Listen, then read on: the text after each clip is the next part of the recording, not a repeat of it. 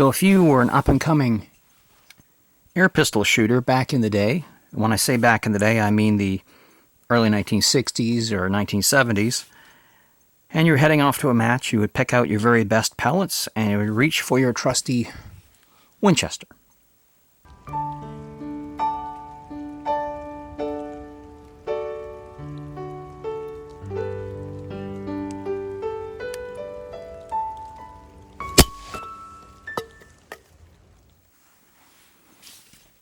Welcome back to Canuck Air.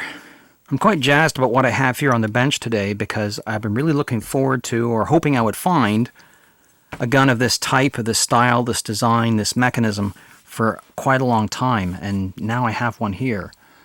Now, this is branded Winchester, and we all know Winchester are not known for making handguns or pistols of any sort. There was a prototype revolver made in the 1870s, but that really never went anywhere. But this is indeed a Winchester-marked air pistol. But it is, of course, engraved on the side here, made in Germany. And that's a pretty clear clue that it was made under contract to be sold as a Winchester in the United States and obviously Canada, I guess. And it was made for them by none other than Meyer and Krammelsbacher, the company also known as Diana Werk. At the time, and this gun is marked 1971. At the time, Meyer and Krammelsbacher could not sell guns under the Diana name in certain markets because the Millard brothers in Britain had owned the rights to them for some years at that point. And it wasn't until the 1980s that Meyer and Krammelsbacher were able to buy the rights back. So the guns were sold under different names. Chicado, RWS, Beeman, Winchester, obviously, High Score, even Daisy sold guns that were made by M&G for them. But this one is a Diana Model 6 under its skin. Not a Model 5, which looks very, very similar. No, this was the Model 6. Introduced in 1960, and at that very time, this was the absolute state-of-the-art, top of the line, you couldn't get any better target pistol in the world. Why do I say that? Well, because it has a very, very advanced design that started an arms race, if you want to call it, among the various manufacturers to come up with guns that could match this and equal it. And it can be argued that they certainly did. It didn't take long before the other companies saw what Diana was doing and caught up and made guns as good as or better than this. But at the time, this was really cool. And what makes it that? Well, it is recoilless. And the problem with an air pistol is the movement of a spring piston air pistol. Anyway, the spring piston coming forward causes an equal and opposite reaction, according to Sir Isaac Newton, that pushes the gun backwards. And your hand creates a bit of a hinge there, so the gun will tip upwards as you shoot. Now, that occurs in regular pistol shooting as well, but the reaction comes from the bullet moving down the barrel, and that small little mass of bullet leaving the gun doesn't stay long on the barrel, and the gun does tip up just a little bit in the hand, but if it does it consistently, it won't cause a problem. In an air pistol, a spring piston air pistol though, that piston, once you release it and it comes forward, the reaction occurs immediately, before the pellet even starts to move. So the gun is recoiling in your hand before the pellet even starts to go down the barrel. Again, if it did it exactly the same every time, it wouldn't be a problem. But we all know how difficult that would be. So Diana put their heads together and realized that if you could make a recoilless air pistol, cancel out Newton's laws of motion, then you would have something that would be really quite accurate on the firing line. So this is what they came up with. As I say, this one was made 1971, so the design was 11 years old at this point. There have been a few changes. The earlier guns had wooden stocks, and I think by the time that Winchester was buying them, they came in this brown. Later on, they were gray. This brown, well, gosh, it ain't an attractive color, and there's been no effort to make it look like wood. Crosman did a really good job with wood graining their brown plastics, but this is meant to look like brown plastic and be proud of it. I question the aesthetic choice. If it was me, I'd probably like a nice dark navy blue or maybe a dark maroon red or something. But then again, I wasn't around in 1960 or so, so brown it is. But this gun is recoilless, and how does it accomplish that? You'll notice these little studs right here on either side of the piston, and that is a hinge point for two gears that control the operation of two pistons. One goes forward and one goes back simultaneously. Equal balance, the gun in the middle, in your hand, doesn't move. Pretty brilliant. Bulky, but brilliant. How bulky is this gun? Well, let me show you. Here's a rather handy case. It will comfortably transport a couple of air pistols, like say a Webley Hurricane or an Acro 1. Or if you can't decide whether to bring your 177 or 22 caliber Crossmans, you can bring both. And even the slightly bulky but lightweight Stoeger XP4 and a Crossman Mark I snuggle in together quite nicely.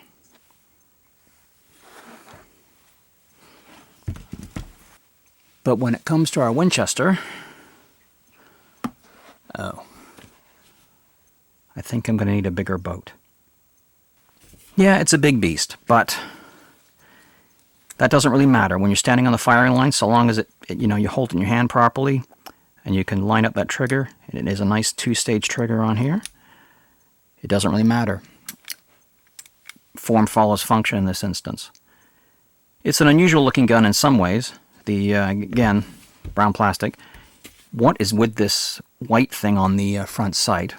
Well, I can only assume that it's to provide the white surfaces to make it clearer where your rear sight is, that you can see when on that white circle your black line of the rear sight. I guess it makes sense. It looks a little odd, but that is obviously what they decided to do. The front sight also unscrews. You can take this white piece out. It's definitely gone a bit cream colored with the years. See if I can clean it up. And there is interchangeable sight inserts, because if you didn't like this square notch, you could replace it with a tapered post. I've seen pictures of that. I didn't get any extra sights with this gun. And there's also one with a little round bead on the top of it as well. Just thin sheet metal design that clips in place, and you secure it with this little white collar. The rear sights, also designed to be sort of match grade, at least for that era. Click adjustable for windage and elevation. Little marks on them and numbers. So yeah, if you do change your position, and you go back to your home range, you can dial it back in exactly where you had it. And the other little clever feature on it here is, it's kind of hard to see with black on black, but this is, the rear sight blade is changeable. You can rotate it round, and there are 4 sight pictures: a wide notch, a narrower notch, a rounded notch, and a wider rounded notch. Whatever you like, it's available to you. The trigger also has some adjustment on it, which I'm going to see what I can figure out on that one. But yeah, this is the Model 6, and it became overshadowed fairly quickly. Finework Bow came out with their F65 in 1965, also recoilless, but instead of course, opposing pistons, which Diana had patented, they opted to move the gun, the whole gun works, on a bit of a sled system. Only moved back a few millimeters, but that was enough. The pellet had left the barrel by that point, and hopefully you haven't disturbed your sight picture at all. Very clever design. Walther also wanted to get on things. They made a recoilless gun as well, but without using a spring piston. Theirs was a single-stroke pneumatic gun. They developed that system, where you one stroke of a lever on the gun compressed the air, and then the trigger just released it down the barrel. No moving mechanism aside from the small movement to the parts inside. So this gun ends up being probably the biggest and bulkiest of all those. A lot of the gun hangs out behind your trigger finger, so the balance is a bit wonky. I prefer from a target gun to have more weight up front, and that is probably one of the detriments of this design, which is why it didn't become didn't stay state-of-the-art for all that long. But I'm going to have some fun getting into this gun because I've shot it and tested it, and it doesn't do all that well. It is definitely leaking air out the barrel hinge here. That seal probably needs to be replaced. Good news is I have one. It came with the gun, so I assume it fits. We'll find that out. And since I was going to be taking the whole thing apart anyway, I figured it was prudent to order in a replacement piston seal. While there are two pistons, only the front one has the seal for compressing the air. The other one is just literally counterweight. Clever stuff. The Model 6 was updated. There was a Model 6M and a Model 6G that followed, and they look quite different. The large, bulky grip was replaced by a aluminum frame with a bit more of a steeper angle rake to it, with bolt-on grips, either plastic or wood, depending on which one you had and when you bought it. And they look completely different to this gun, except the fact that underneath the skin, it's pretty much almost exactly the same. The parts list is kind of the same thing. You use the exact same parts, springs, everything for all those models. It just cosmetically was updated for the 1970s. There was also the Model 10 that came along a little bit later, and that is the one that I always lusted after because I thought it was such a cool-looking target pistol. Again, the steep rake on the grip. It had an adjustable piece on the back that was designed to clamp down on the back of your hand, just to snug the gun into your hand more thoroughly. And it had this really cool slab-sided barrel, which I thought was rather impressive until I found out in later years that that's just a plastic shroud that you rotated round to protect the sight and also protect your hand for cocking it. So the Model 10, despite being, a lot more refined, it had better sights, it had more adjustable trigger, and it had those extra refinements, but still basically the same gun under the hood, same pistons, same springs, same barrel. So yeah, the Model 6 is kind of where that all came from. Match pistols, of course, have changed drastically since this time. By the 1980s, the manufacturers are getting into CO2 guns, usually from bulk fill, because CO2 had its advantages, mainly because of fatigue. If you go to a match and you cock this gun 100 times or so over a match, or a single-stroke pneumatic, or however you're powering your gun, that will cause a little bit of fatigue in your arms, muscles, whatever. So holding that gun steady by the end of the match might actually make a difference if your competitor has a gun that doesn't require that sort of effort, and you're laboriously working away at your spring piston gun all that time. Yeah, it's going to be an issue. CO2 guns, of course, gave way to the current crop of PCP guns, again filled from a bulk tank of compressed air. And again, once the gun is all charged up, it's just a matter of popping the pellet in and cocking the hammer. So again, a more fatigue-free experience than these old dinosaurs of the 1960s. But I love the idea of the mechanism in this thing, and I'm dying to take it all apart and find out what I can about it, improve it, and take you along for the ride. Well, let's see what it takes to get this lovely thing apart. First thing, we remove the trigger guard, because oddly enough, these two screws in the trigger guard hold the whole stock on. You'd think there'd be something attached someplace else, but no, just these two.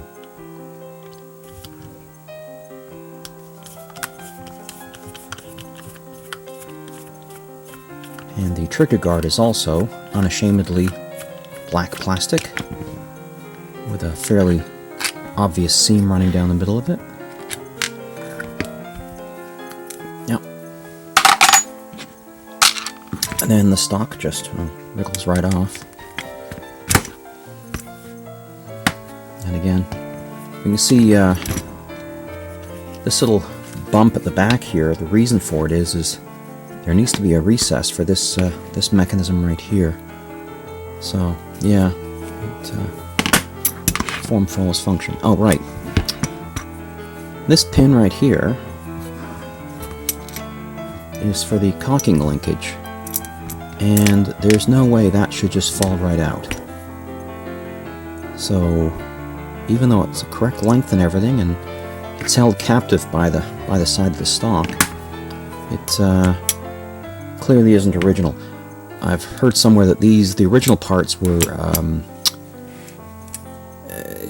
press fit in the middle part here and loose on the sides and really difficult to remove. So maybe somebody damaged this piece, the original piece, and yeah. So what I'll do probably is make a larger pin, because this one is woefully undersized for this, and it rattles a bit when it's all together. So that can't be correct. Next thing I guess I'll remove is the barrel.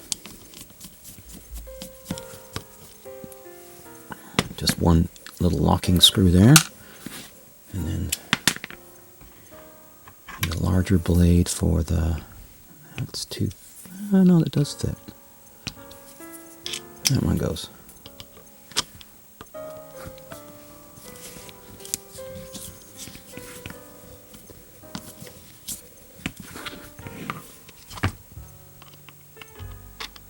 Notice the cocking linkage is riveted through there, or, well, it might be a pin that punches out, but don't think I need to remove that.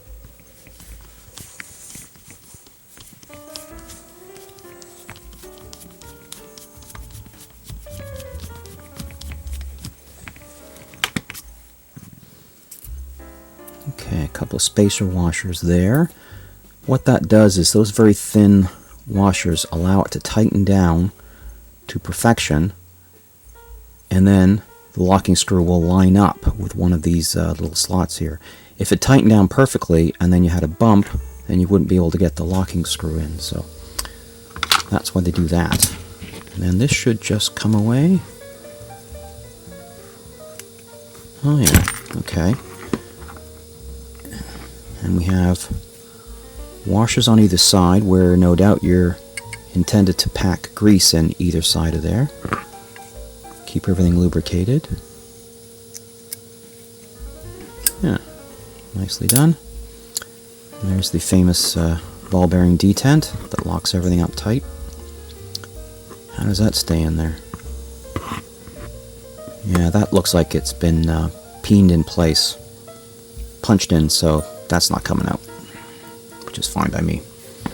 Okay. Now, I guess I'll remove the rear sight now. Might as well get it out of the way. How does this come out? Well, I'm going to undo that.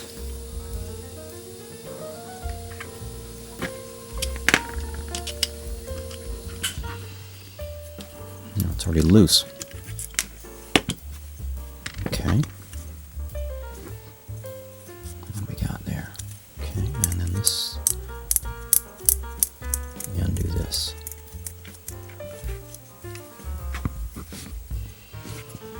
I think.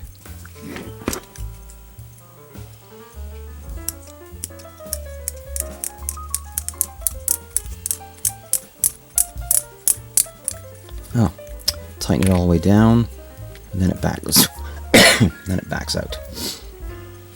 And there's a screw hidden in there. I was expecting that.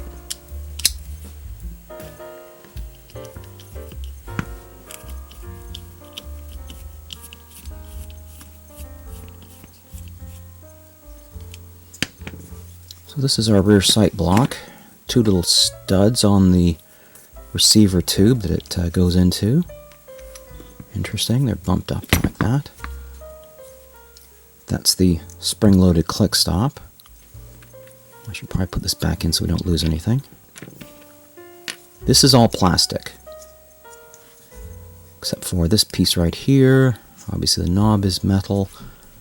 This blade is plastic, and the rear sight leaf is metal as well.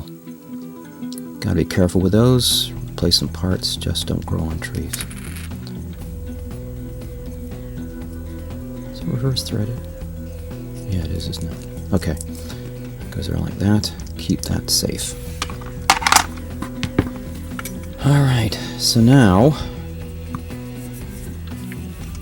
the rear tube can come off because I've noticed this thing is missing its locking screw. There should be a little grub screw locking in place there, and it's missing. Inside here, this is the fairly important step washer, and this one is marked 0.8. That would be in millimeters. So 0.8 of a millimeter of a step in it. That's supposed to come out. That pushes up against this washer here and compresses it all in. At least I think that's how it should go. Yeah, okay. Alright. Now comes the hard part. Don't think I'll remove anything here or need to. It's interesting how this all kind of works. This... Yeah, okay. Pull trigger and... in. This piece right here should unthread if I can get a good enough grip on it. It's going to be a bit stubborn.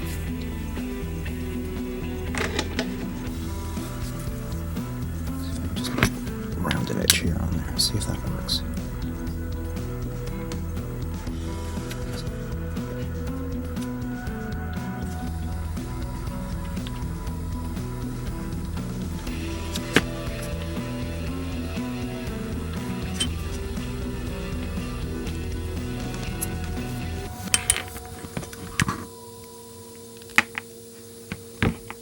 Okay,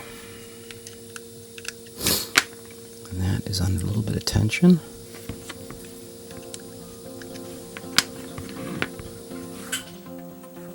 Right.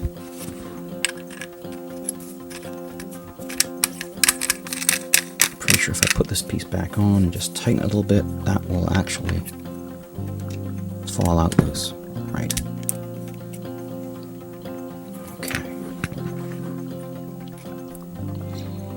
See upper gear and the lower gear and the spring assembly in there. Nothing comes out because the gears actually are still interlocked on the far side here.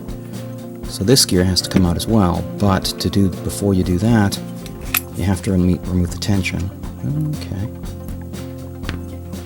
Already have.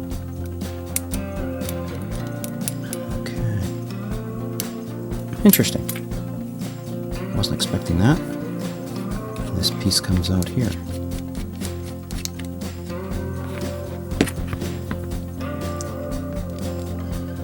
That's the bigger gear, isn't it?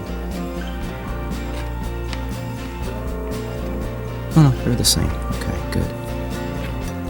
Alright, so that is now rolled around. That was one of the tricks to it, is you're supposed to roll that around. I'll shoot apart.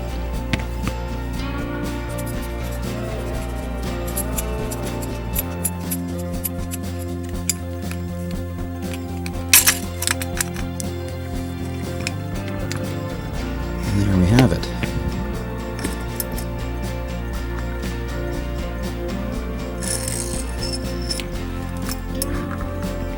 One very long spring.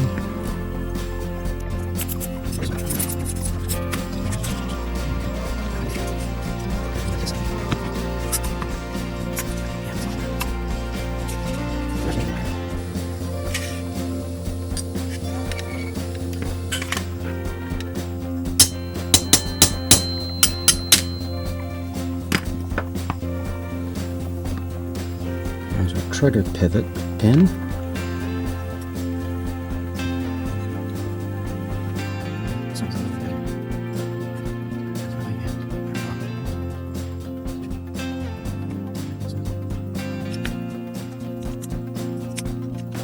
Assuming it wants to even come out.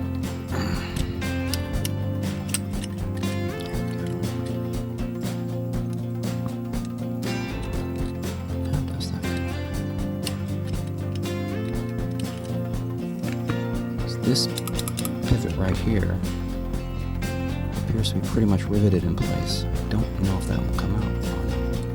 What was that about?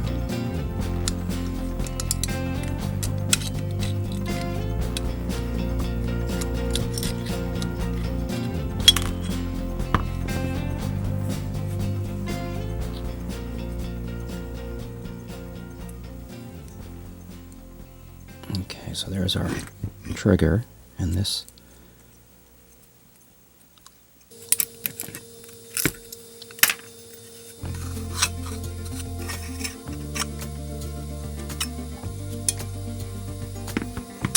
okay, there we go. That's a piston ring that looks like, or piston seal, it looks like it has been replaced somewhat recently. So that's not going to be the source of the problem for our velocity. It's in pretty good shape. Even if it does need replacing, it's not that bad. The problem is obviously, velocity-wise, is this seal right here. That's got to come out and be either replaced or shimmed up.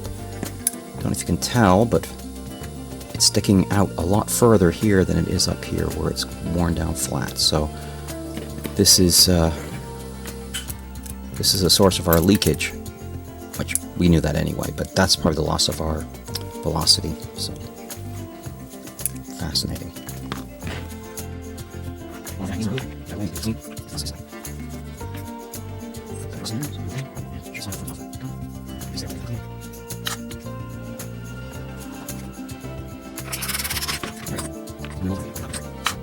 Well,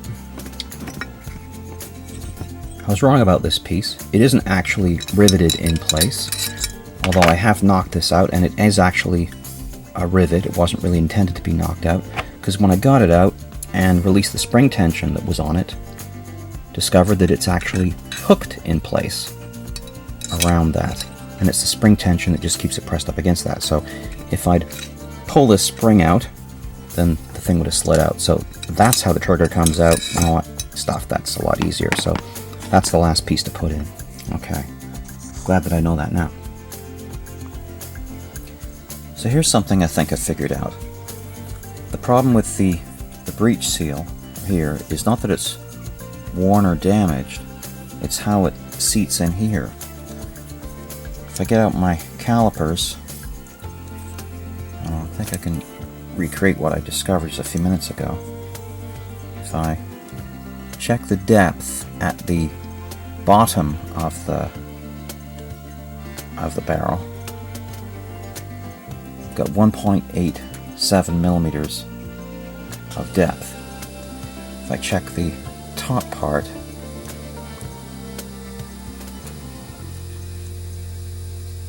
I'm getting 2.24, and that's pretty close to what I measured before. So there's a 0.4 millimeter roughly discrepancy in depth between where the seal goes in here is shallower and here is deeper, and that's why the seal is sitting on a bit of an angle. So there's less sealing going on here than it is at the bottom. That's where I'm getting that jet of gas comes out the top of the barrel when I fire. So swapping out the seals isn't going to fix that problem. What I need to do is make a shim that will take up that bit of a discrepancy in thickness and just install it in the top here, just to push the top of the seal out just that little bit better and snug up tight when the gun is closed. I have to figure out what I'm going to make that out of. I know people use things like very thin paper or parchment, maybe even thin plastics might do the job. I have to see what I've got and go from there.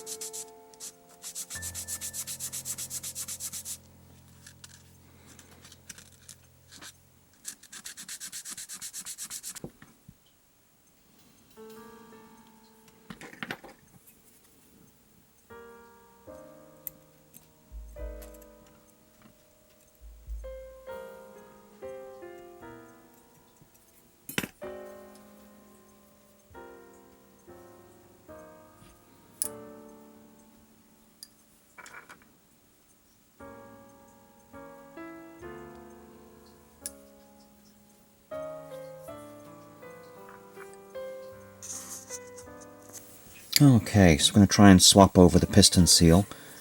This Diana one, it is blue, and the correct Diana ones are blue, so I assume that's an original proper seal. Not original to the gun, because I'm pretty sure the original disintegrated. This has been replaced. It's in pretty good condition, but I am going to replace it anyway because I did buy one. The gun's all apart. I'm sure this gun is difficult to reassemble, so I'm not going to do that too often.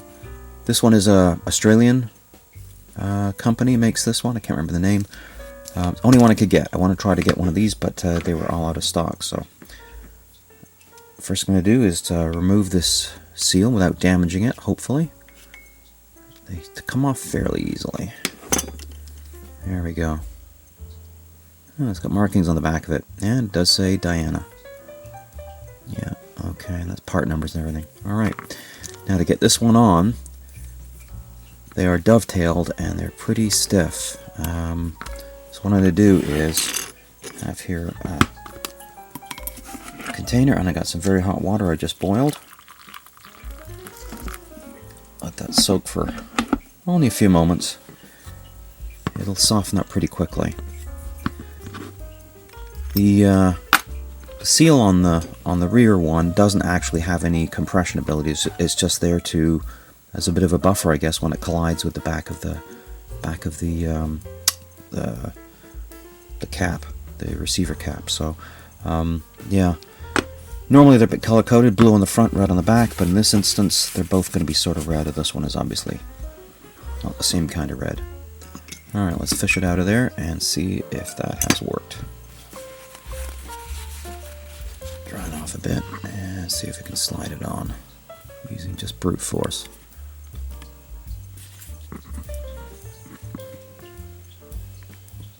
It's almost there. But that's the problem. Yeah, that's not quite just going on with thumb pressure, is it? Alright, let's soak it a bit more. This mechanism is absolutely delightful. A lot of fun to look at the intricacies of it and how it all works.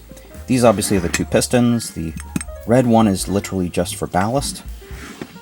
The one with the blue on it is the actual seal that does the compression. So this one doesn't have any compression at all. As a matter of fact, there's a hole right the way through it. And the piston guide on this one actually just kind of falls out. I imagine I could probably get this one out as well. Don't really need to.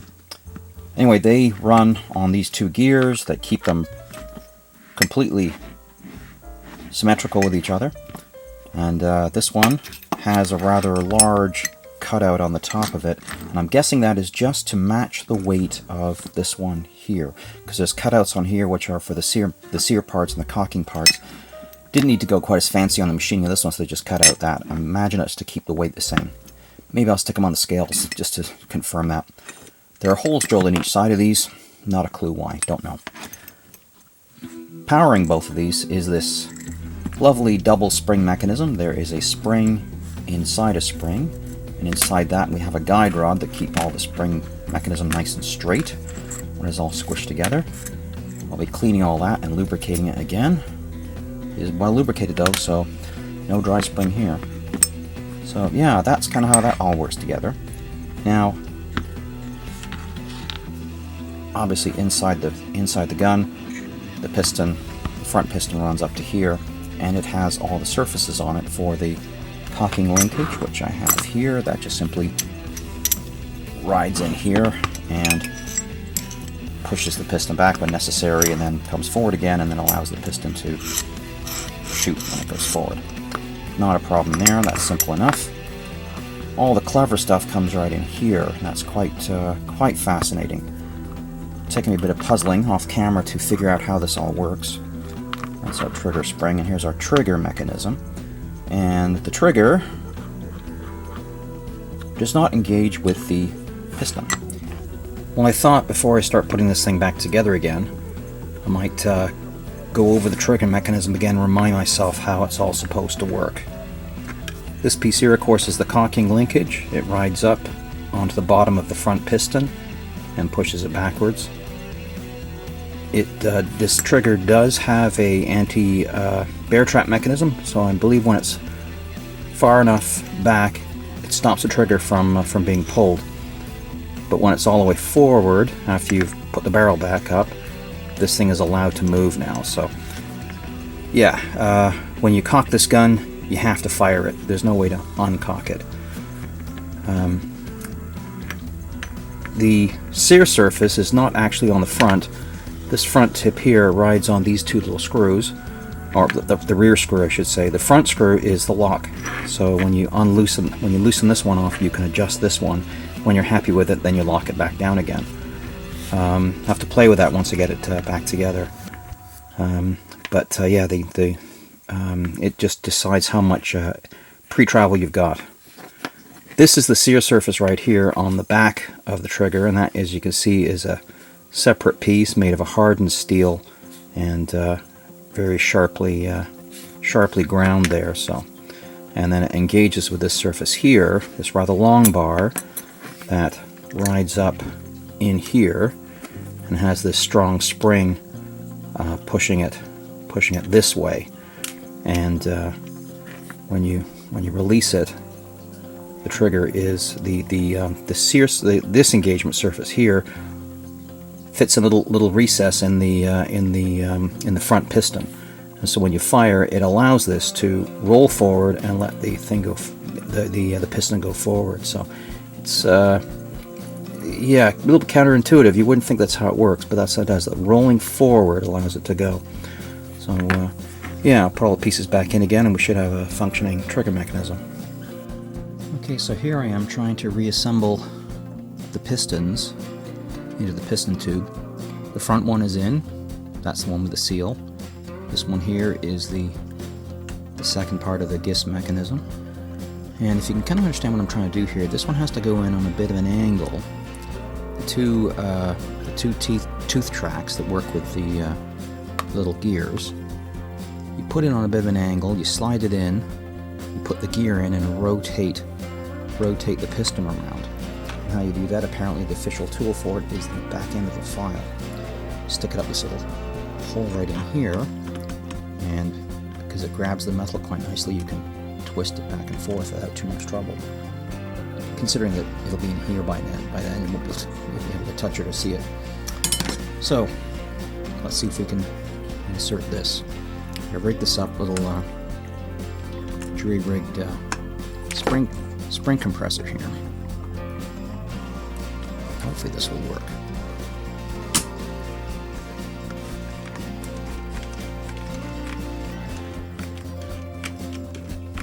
There isn't too much tension on this, so it's not like trying to assemble a Magnum spring gun or something like that. Okay, so in that goes.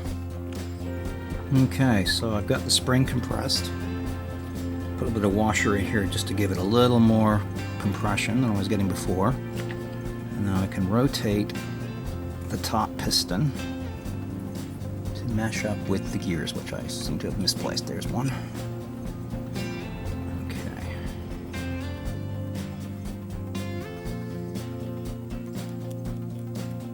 Well, if I've done this right, I should be able to get this gear in as well. Got the one in on the other side.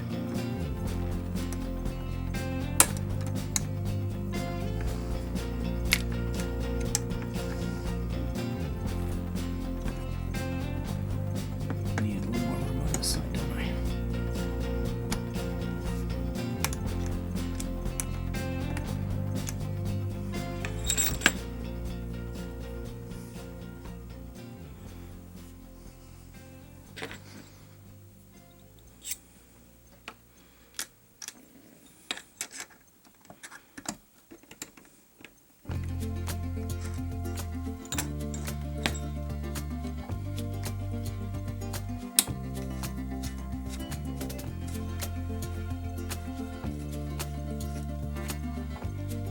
Looks like I got it. Relieve the tension.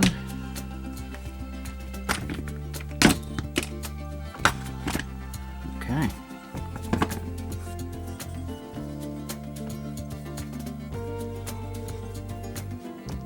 And then the thing that remains is to put the back cap on.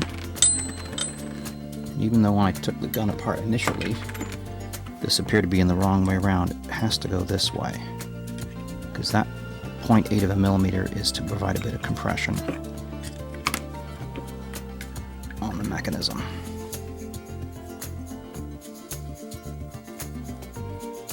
Bit of grease on there, make it easier to come off in the future.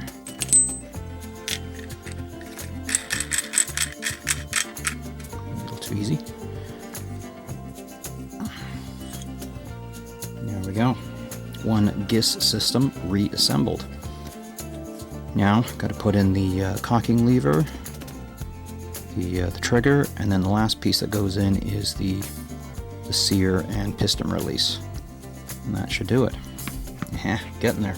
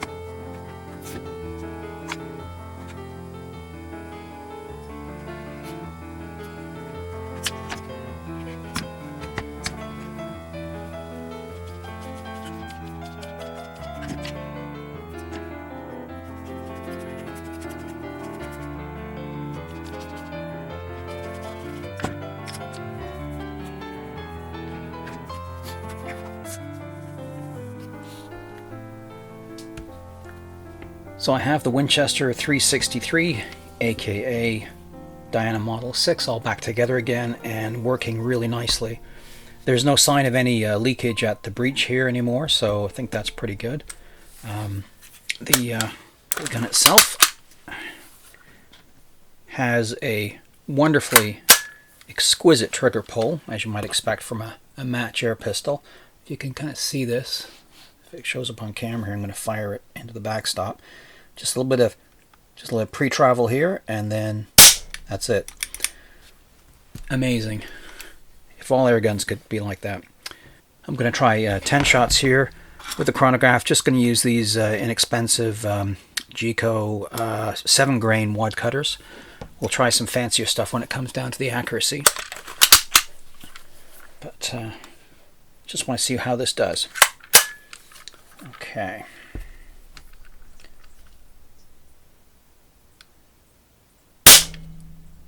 .429.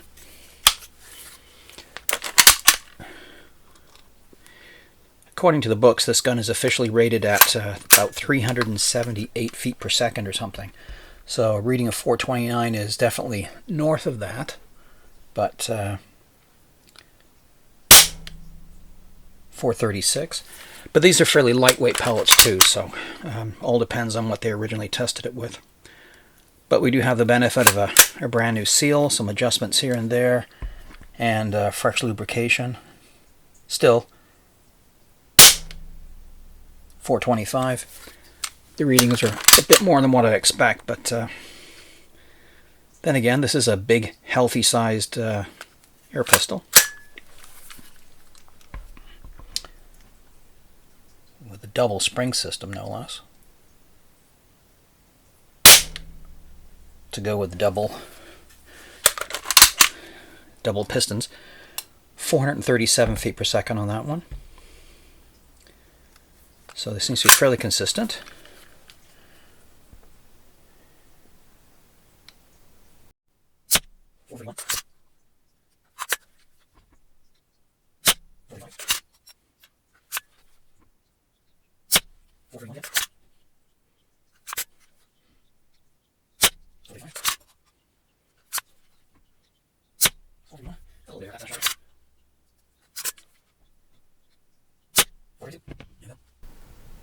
So I decided to shoot from a rest across my garage since my other range isn't available right now. I only got about 7 yards to the target. I started out with these Geco wad cutters, the ones I chronographed, and I got a fairly decent group of 23 millimeters, so just a tad under an inch there. And that's mainly just because I've got this one flyer on the last shot. I also shot 2 shots just straight into the backstop to sort of season the bore before each group, so don't know if it made any difference or not. These JSB match pellets, which are about 7.7 grains, got a 14 millimeter group with these ones, so again, pretty good. And with that one little high flyer there, which maybe shooting off the rest wasn't such a good idea, I'm not entirely sure. I thought the recoilless mechanism would make shooting from rest a definite possibility. These Stoeger X-Match pellets didn't seem to suit the gun terribly well. Although I might blame myself a little bit. That piece of green tape at the side there was a bit distracting in the side picture, so I don't know. Maybe they weren't that bad. But the gun did seem to really like these JSB shock pellets, which are more of a training pellet, slightly heavier. These are the heavy ones, 8.1 grains. These are all wad cutter pellets I'm testing, by the way. And this group put in at only 8 millimeters, so just a tad over 1/4 inch. So yeah, definitely some promise there. Then I tried these vintage CZ Diablo pellets. These weigh 8.2 grains. And tore a fairly ragged group here, but I got one flyer that shot low. Again, the last shot. I don't know. My old favorites, the RWS Meisterkugelns, before they used to make an R10 pellet. This is a vintage tin, by the way. Someday I'll have to buy new ones. These put together a 16 millimeter group. Twice as big as a JSB shock, but better than some others. So this gun's not shooting too badly. Again, it's a fairly chilly day outside in the garage, so yeah, what can you do? These RWS Superdomes are a very hefty wad cutter at 9.26 grains per pellet. And I got a fairly ragged group here, which I seem to forgot to measure. Then I thought I'd try my hand again with the JSB match pellets, and I just shoot offhand here, not using the rest. And these went into about a 15 millimeter group with one shot off to the left there. Can't complain too badly. This gun has a wonderful trigger. The balance of it is probably its weakest point. The fact that there's so much mass further back in your hand makes the gun just a little more wobbly. A heavier barrel or barrel weights would probably sort that all out. But then again, also practicing it with a bit more is probably a good idea. So this gun has been pretty much everything I hoped it would be, and the fact that it's a lot of fun to shoot. It's an amazing design. The fact you've got a spring piston gun that just doesn't vibrate in your hands whatsoever when you fire it. It's a wonderful piece of engineering from the 1960s. So got a few more things I might want to do with it in the future. Maybe mess with the trigger pull on it, make it a little bit firmer. I think might help. But it's a lovely piece of engineering, and if you do come across one, be prepared to learn a little bit before you go tearing it apart, or maybe this video will help. But it's certainly a complicated gun. But anyway, thanks for watching. Canucker will be back, so consider subscribing.